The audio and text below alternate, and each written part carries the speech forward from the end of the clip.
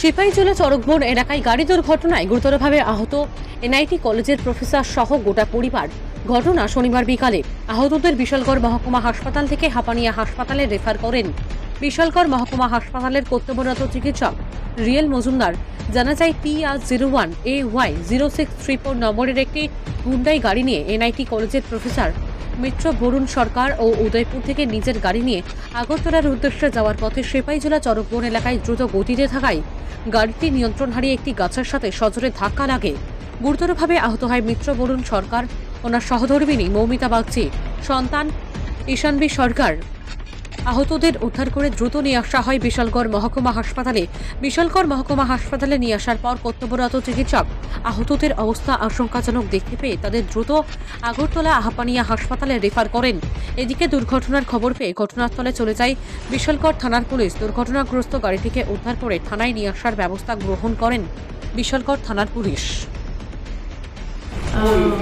তিনজন পেশেন্ট, ওরা family, husband wife আর ওদের মেয়ে। ওরা হাজব্যান্ড যে উনি নিজেই ড্রাইভ করছিল, অথবা চলার সময় ড্রাইভ করার সময় কোনোভাবে অ্যাক্সিডেন্ট হয়ে গেছে ওনার নিজের ভুলের জন্য, কিছু হয়তো বা এরকমই বলছিল ওরা। তো ওনার নাক দিয়ে একটু ব্লিডিং হয়েছে আর চেস্টে একটু পেইন আছে, ওনার চেস্টে একটু ট্রমা আছে। আর ওনার যে ওয়াইফ, ওনার রাইট লেগে একটু ইনজুরি আছে, সোয়েলিং আছে, পেইন আছে। আর যে মেয়ে, ওদের যে মেয়ে 10 ইয়ার্স, ওর ব্যাক সাইডে, মিডল পোর্শন ও ব্যাক সাইডে একটু পেইন আছে। এমনিতে কোনো ইনজুরি, কাট ইনজুরি কিছুই নেই ওর শরীরে।